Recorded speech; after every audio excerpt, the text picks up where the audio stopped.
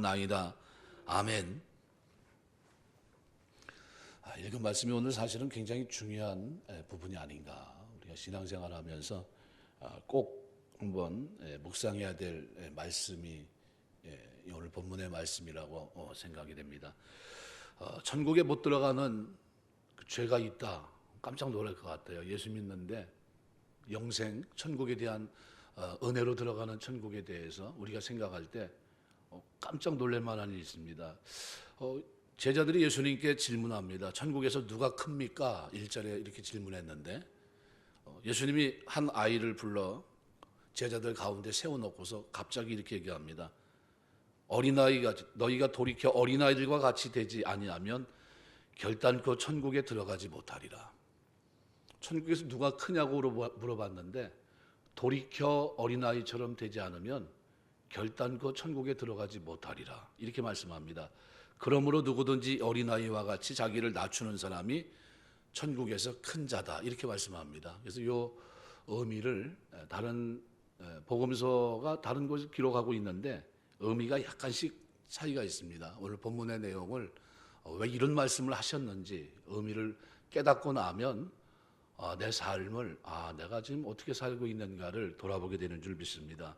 그래서 오늘 본문 말씀은 마가복음 10장 15절이나 누가복음 18장 17절 말씀에서도 어린아이를 앞에 두고 하신 말씀들인데 그때하고는 뉘앙스가 좀 다릅니다.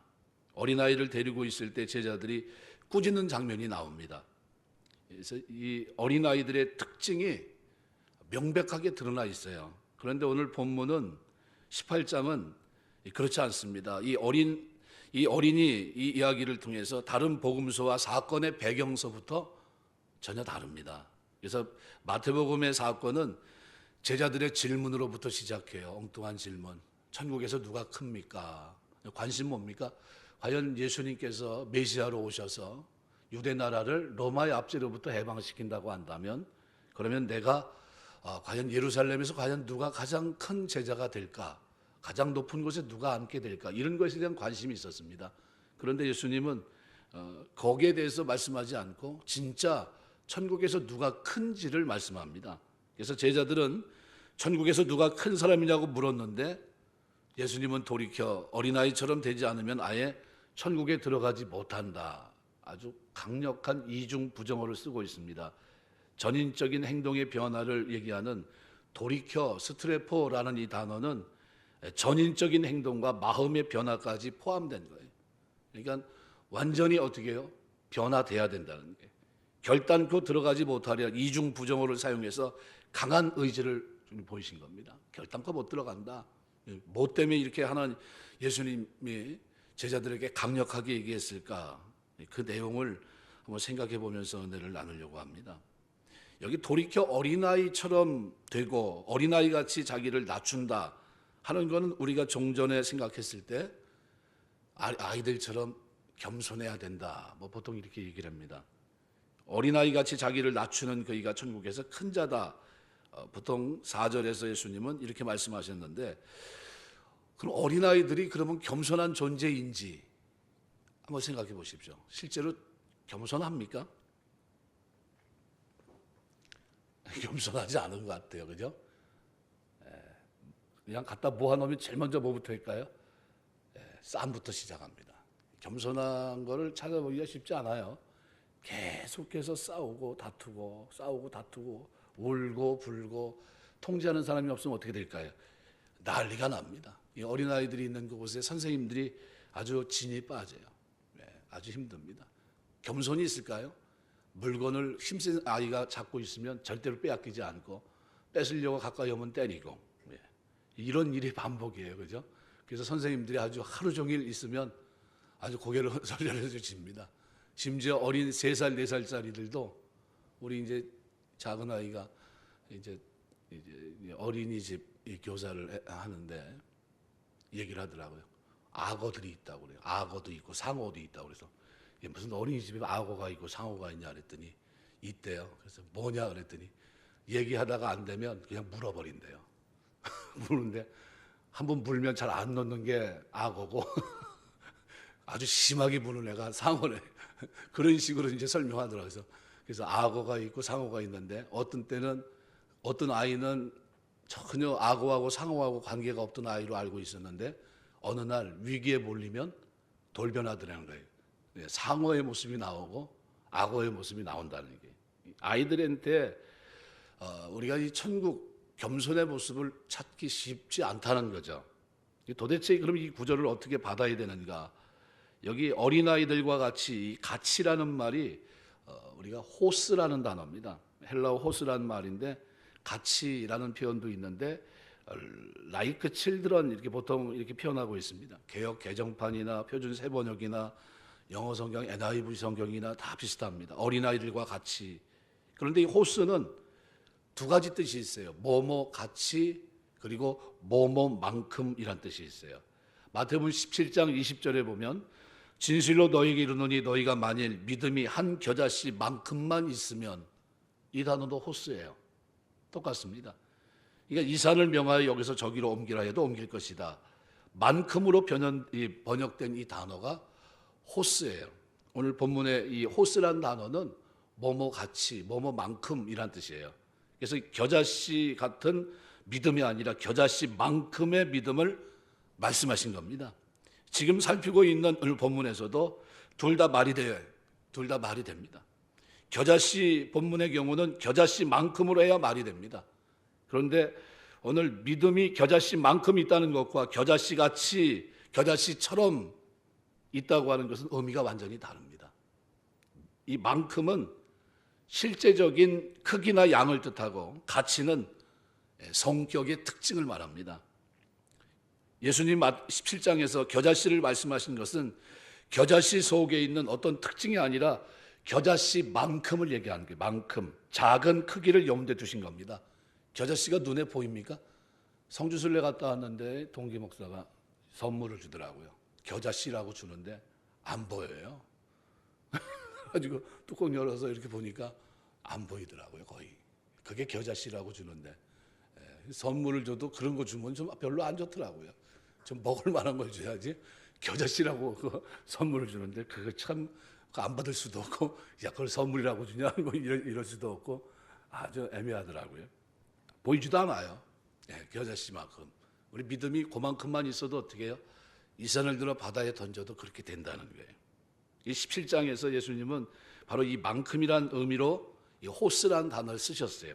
그럼 똑같이 18장에서 어린아이 같이라고 하는 구절에도 호스를 썼는데 같이보다는 뭐를 써야 될까요? 만큼으로 번역해 볼 수 있습니다. 그러면 바꾸어서 한번 읽어보면 어떻게 될까요? 3절 4절 진실로 너희에게 이르노니 너희가 돌이켜 어린아이들만큼 되지 아니하면 결단코 천국에 들어가지 못하리라. 그러므로 누구든지 어린아이만큼 자기를 낮추는 사람이 천국에서 큰 자니라. 만큼으로 하면 어떻게 해요? 오히려 더 이해하는데 좀 쉽습니다. 그죠?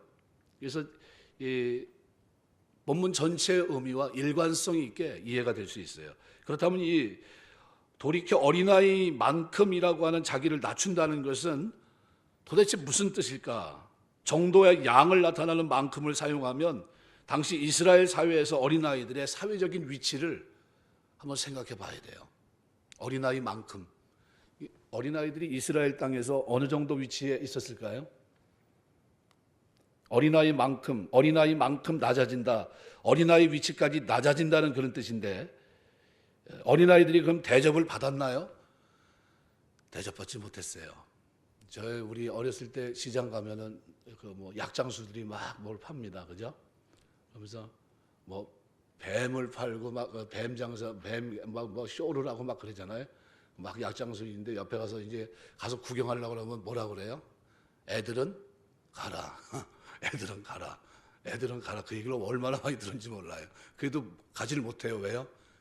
막 이렇게 하는 게 재밌으니까 좀 보려고. 애들은 가라. 그럼 그 예수님 당시에 그 애들은 어땠을까요? 똑같았어요. 애들은 가라. 애들은 가라. 소외된 계층이었습니다. 그래서 이스라엘에서 사람을 셀 때 여자와 어린아이는 숫자에 넣지 않았어요. 빼고 셌습니다. 마가복음 10장 13절에서도 제자들은 어린아이들이 예수님께 나오자 어떻게 했어요? 꾸짖습니다. 이놈들 여기 왜 왔어? 너희가 지금 있을 때가 아니라는 거죠. 오지 말라는 거예요. 근데 아이들이 몰려온 그 자리는 예수님과 제자들만 따로 모여 배웠던 공부의 자리예요. 제자로서의 교육을 받는 자리. 그런 중요한 자리에서 당시의 상황은 시끄러운 아이들이 소외되어 있는 것은 상식적으로 당연한 거예요. 아이들은 소외계층입니다. 예수님은 그 자리에서도 그런데 어린아이들이 소외되는 것을 원했습니까? 원하지 않았습니까? 원하지 않았어요. 어린아이가 내게 오는 것을 금하지 말아라 하면서 어떻게 해요? 아이가 오는 것을 맞아주십니다. 세상 어느 곳에서나 소외되는 사람들이 있습니다. 우리 사회에 소외되는 사람들이 누굴까요? 노숙자들. 전에 이제 전철역 앞에 가면 노숙자들이 있어요. 네. 뭐 옷도 좀 허름하게 입었고 냄새도 나고, 뭐 식당 봉사를 하면서 우리가 한번 전에 교회에서 제가 해본 적이 있는데 가서 나가면 자기들끼리 거기서도 줄을 세우는 사람들이 있어요. 힘을 좀 쓰는 사람들은 막 이렇게 하고 막 그러더라고요. 그 사람들이 소외된 사람들이. 또 누가 소외된 사람일까요? 사회 하층민이라고 할 수 있는 사람들, 그죠? 아주 뭐 하루 벌어 하루 먹고 산다는 일용직 근로자도 있을 것이고, 많습니다. 그죠? 소외된 사람들, 임시직 또는 뭐 그 이상이겠죠. 판자촌에서 사는 어려운 사람, 이런 사람들 누굴까요? 별로 중요하지 않은 사람, 우선순위에서 밀려나 있는 사람, 관심의 대상에서 벗어나 있는 사람, 이런 사람들입니다. 우리는 이들에 대해서 듣긴 하지만 이들 존재에 대해서 어떻게 생각하십니까? 별로 귀중하게 생각하지 않아요. 그죠? 어떻게 살겠지, 뭐 저들 나름대로의 삶이 있겠지, 관여하고 싶어 하지 않아요. 그들 존재보다 더 중요한 일들이 있다고 생각하기 때문입니다. 따라서 소외된 사람들은 항상 우선순위에서 밀려나 있어요. 예수님 바로 이런 소외된 자들을 염두에 두시고 어린 아이들, 제자들 가운데 세우신 겁니다. 어른들의 숫자에 낄 수 없고 항상 첫째가 아닌 마지막 고려 대상으로 밀려나 있는 존재들, 이들을 대표하는 상징이 오늘 본문에 기록되어 있는 어린아이예요. 소외된 계층이에요. 소외되어 있는. 그죠? 예수님은 자기 제자들이 이런 소외된 존재들의 위치에까지 내려가서 낮아질 줄 알아야 된다는 것을 말씀하고 싶었던 겁니다. 그들과 눈높이를 맞추라는 거예요. 그래서 처음에는 어린아이에 대해 말씀을 하시다가 6절서부터는 어린아이를 작은 자라고 표현합니다. 그래서 5절부터 보시면 또 누구든지 내 이름으로 이런 어린아이 하나를 영접하면 곧 나를 영접함이니. 그리고 6절은 뭐라고 얘기합니까?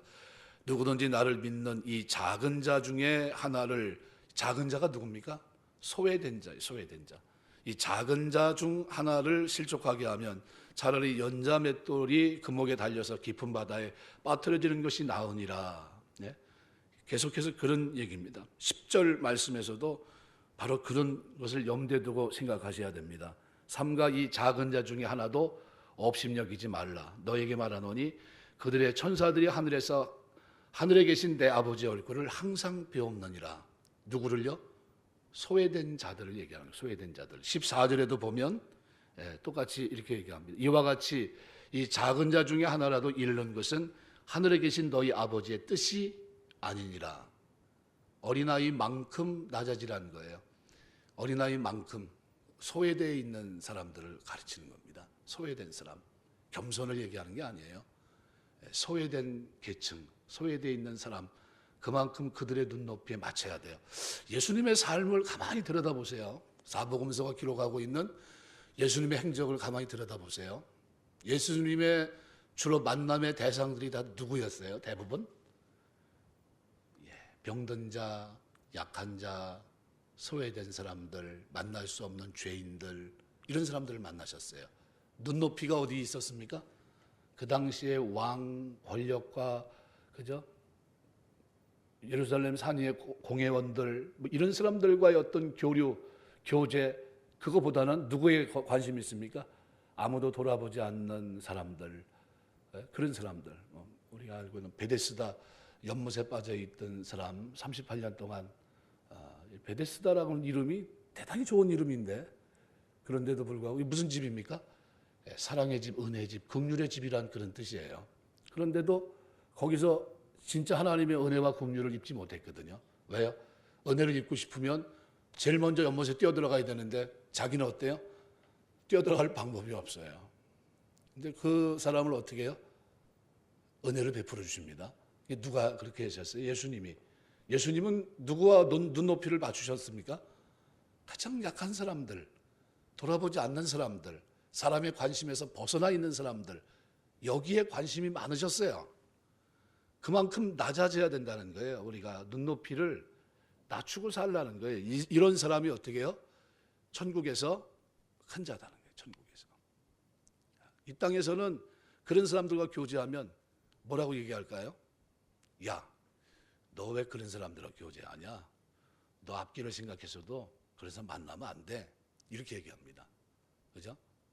고아라든가 아주 힘든 아이들, 부모가 없는 데든가 또는 불량자라든가 뭐 이런 아이들, 그러면 어떻게 해요? 우리가 만날 때 부모가 야단을 칩니다. 이놈 다시는 만나지 말아야 된다고, 큰일 난다고 막 이렇게 얘기합니다. 그죠?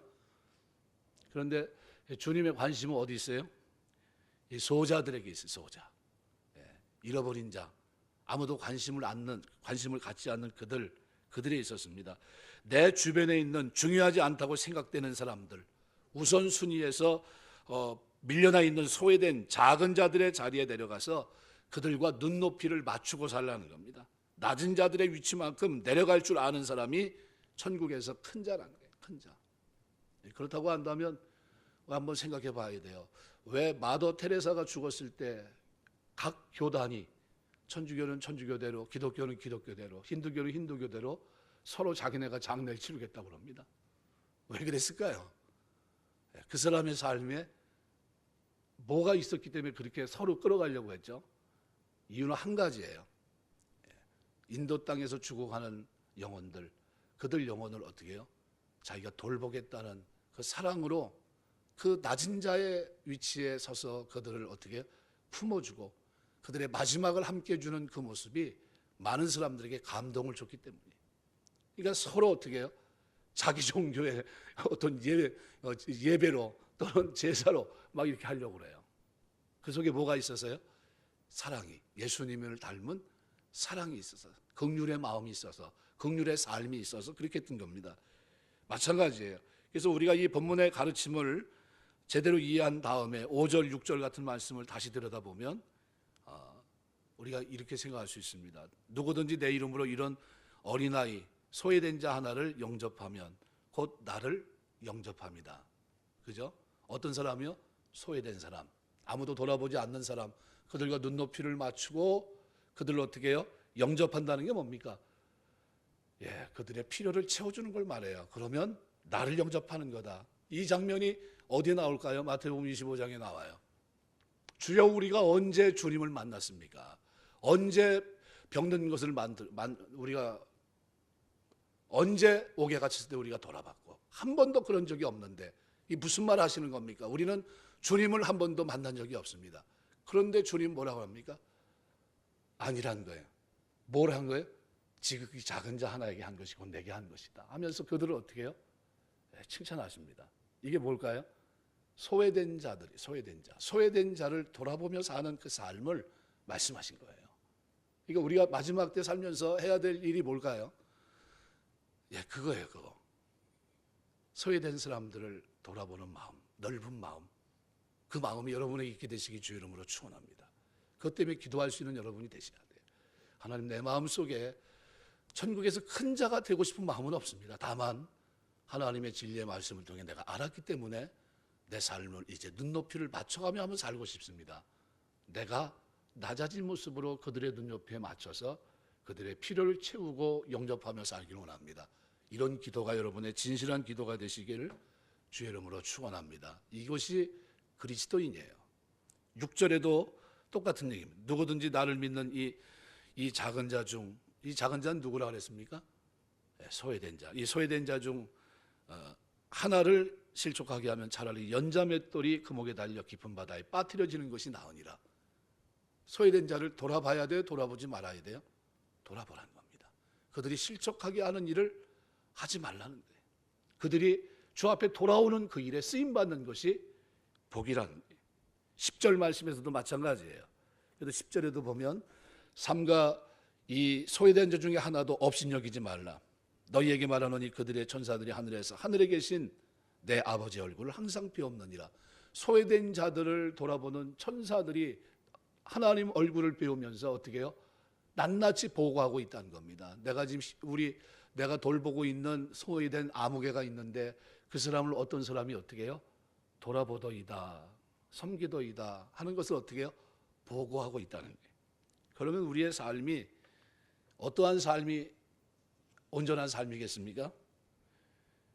그래서 오늘 본문은 이렇게 얘기하는 겁니다. 이런 어린아이 소외된 자 하나를 영접하면 나를 영접하는 것이고, 소외된 자 중 하나를 실족케 하면 차라리 연자의 뜰을 금옥에 달리고 깊은 바다에 빠뜨리는 것이 낫고, 소외된 자 중에 하나라도 업신여기지 말고 소외된 중에 하나라도 잃어버리는 것은 하늘에 계신 내 아버지의 뜻이 아니란 거예요. 그래서 14절에 그렇게 얘기하는 겁니다. 이와 같이 소외된 자 중에 하나라도 잃는 것은 하늘에 계신 너희 아버지의 뜻이 아니니라. 소외된 자.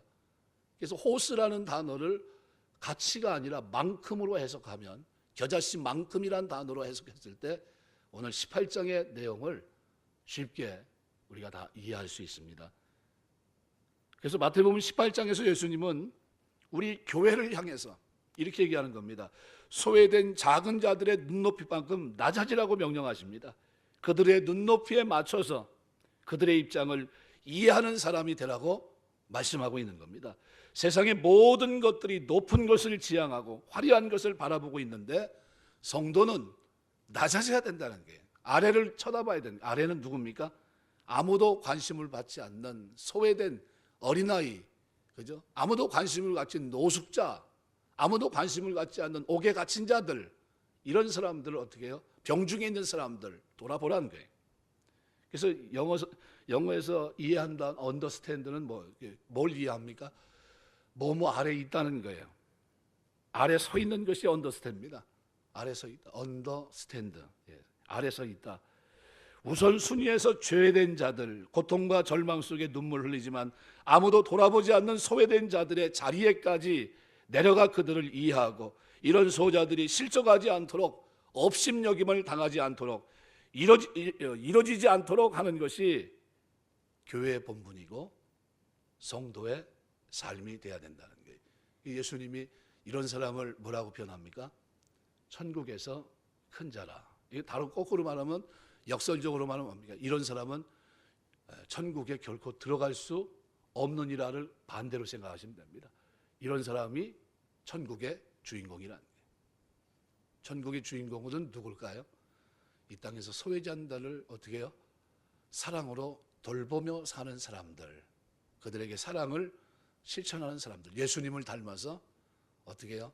약한 사람들을 사랑으로 보다듬어 줄 줄 아는 사람들, 이런 사람이 바로 천국에서 큰 자이다. 그것을 주님께서 말씀하신 겁니다. 말씀을 맺겠습니다. 복음은 양면성이 있었어요. 양면성이라는 건 구원은 은혜로 받습니다. 그러나 하나님께서 우리에게 요구하는 것은 뭡니까? 구원받은 자의 삶이에요. 은혜로 구원받았다고 한다면 성화의 삶을 살아야 된다는 거죠. 언제까지요? 주님 앞에 서는 이 땅에서의 삶, 순례자의 길을 걷는 동안 하나님의 뜻을 이루는 거룩한 일에 쓰임 받아야 되는데, 내가 주를 위해 일한다고 하면서, 그런데 안타깝게도 때로는 우리 눈이, 우리의 마음이 높아질 수가 있어요. 주님의 관심은 어디가 있어요? 소외된 자들, 결코 잃어버릴 수 없는, 잃어버린 양을 얘기하시면서 어떻게 해요? 양 100마리 가운데 그것이 내 소유라고 한다면 잃어버린 한 마리 양을 찾지 않겠느냐. 그 소외된 양, 아무도 관심을 갖지 않지만 주인은 어떻게 해요? 찾아야 돼요. 반드시. 왜요? 잃어버리면 죽기 때문에. 그래서 주인은 관심이 어디 있어요? 99마리보다도 한 마리 잃어버린 거기에 관심이 있어요. 우리의 관심도 어디 있어야 된다는 겁니까?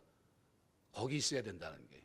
99보다 구원받은 그들보다도 아직도 구원받지 못하고 어둠 속에 있고, 그저 그들 소외돼 있고, 하나님의 은혜와 사랑 가운데 거하지 못하지만 하지만 그들의 눈높이에 맞춰 그들에게 다가가고 그들이 그리스도의 복음을 알게 하고 구원받게 하고 그들의 필요를 채워주면서 사랑을 나누고 이것을 주님께서 우리에게 요구하시고 이러한 삶을 사는 자들을 주님은 너희가 바로 천국에서 큰 자다 이렇게 얘기하고 계신 겁니다.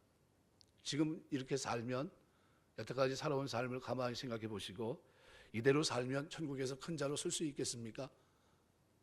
아니면 쓸 가망성이 전혀 없다고 생각이 되시면 이제 한번 생각을 한번 가다듬고 남은 생에는 눈높이를 낮추시길 주의 이름으로 축원합니다. 낮춰야 돼요. 대단히 낮춰야 됩니다. 어린아이만큼 낮추라는 게. 어린아이만큼. 어린아이 가치가 아니라 어린아이만큼 낮추라는 게. 아무도 돌아보지 않는 그 아이만큼 낮추라는 게. 그리고 그들의 눈높이에 맞춰서 살라는 거예요. 그래서 예수 믿는 사람들의 변화의 핵심 뭡니까? 예수를 믿는다고 하는 것은 우리도 주님처럼 소외된 자들을 위해 낮아질 수 있고 반드시 또 낮아지는 삶을 통해 사랑을 실천해야 된다는 겁니다. 이 시대의 교회들이 너무나 화려하고 벽이 높아요. 다가갈 수가 없고 다가갈 생각도 하지 않아요. 소외된 자들은 그냥 그걸로 끝나요. 여기는 좋은 옷을 입고 마치 야고보서 얘기한 대로 성전에 좋은 옷을 입고 오면 어떻게 해요? 앞자리로 인도하지만 허름한 옷을 입고 남난 옷을 입고 돌아오면 어떻게 해요? 돌아보지 않는. 영혼의 가치는 똑같은데 그런데 그런 모습을 빗대어서 이 시대를 그렇게 표현하고 있는 겁니다. 그 시대만 그랬던 것도 아니고 우리 시대도 별반 다르지 않다는 거죠. 그래서 그 모습은 여전히 그때나 지금이나 다르지 않습니다. 중요한 거는 내가 이 시대를 바르게 알고 하나님의 뜻을 알고 내가 눈높이를 낮춰야 돼요. 이 사람이 천국에서 큰 자다. 주님의 명령대로 이 땅에 소외된 자들만큼 낮아지지 않은 성도와 교회는 결단코 천국에 들어가지 못하리라. 강한 부정이에요. 그 사람은 절대로 들어오지 못할 것이다 라는 거예요. 그러면 구원받은 사람들의 삶은 어떻다는 겁니까? 구원받은 자의 진정한 삶은 낮아져서 돌아보는 삶을 살면서도 뭐라고 얘기합니까? 마지막에 주여 우리가 언제 그렇게 했습니까? 그런데 양과 염소의 차이가 있어요. 염소는 어떻게 해요? 기억해냅니다. 왜요? 평생에 딱 한 번 했기 때문에. 뭐를요? 소외된 자를 돌아본 게 몇 년도 몇 월 며칠 무슨 일 이게 아마 기억에 딱 박혀 있는 거예요. 나는 했다 드디어. 나는 드디어 약한 자 소외된 자를 돌아봤다. 기억을 갖고 있어요. 그래서 주여 우리가 돌아보지 않았습니까? 얘기해요. 염소들은. 근데 양은 어떻게 얘기해요? 주여 우리가 언제 그런 사람들을 돌아봤습니까? 이 사람들은 뭐예요? 그 삶이? 그것이 그들의 삶이었어요. 약한 자 눈높이에 맞춰서 자신을 낮추고 그들에게 사랑을 베풀고 구제하고 구워주고 나눠주고 그들을 세워주고 하나님의 사랑을 실천하고 그 삶이 그들의 삶이었어요. 그것이 하나님께서 우리에게 요구하는 대로의 삶입니다. 그래서 우리가 신앙생활하면서 구원받았다고 다 끝난 게 아니에요. 구원받은 자는 구원받은 자에 맞는 걸맞는 삶이 우리에게 있어야 돼요. 그것이 이제 행위 구원이 아니라 구원받았기 때문에 거기에 부응하는 삶을 살아야 되는데 그 삶이 뭐냐? 이해하는 삶, 나를 낮추는 삶, 주님을 본받는 사람, 소외된 사람들을 돌아보는 삶, 거기에 대한 비전이 있는 삶, 이것이 하나님 보실 때 아름다운 것이다. 그래서 여러분 우리 기도하면서 나는 이런 꿈을 꾸고 있는가? 나는 이런 비전이 있는가? 나는 낮아질 용의가 있는가? 한번 생각해 보시면서 만일 지금까지 그렇게 살지 못했고 내 눈이 높아 있고 전혀 그들에게 관심이 없고 그렇다고 한다면 어떻게 해요? 회개하시고 이제 하나님 내가 낮은 자로 주님이 낮은 자의 친구가 되시고 그들의 형제가 되시고 보호자가 되시고 위로자가 되신 것처럼 나도 그들의 위로자로 형제로 때론 친구로 그들의 보호자로 살아갈 수 있도록 하나님 내 마음과 삶을 이끌어 주옵소서. 이렇게 기도하시고 그와 같은 은혜가 저와 여러분의 생애 속에 양들이 걷는 걸음 속에 있게 되시길 주의 이름으로 축원합니다. 기도하겠습니다.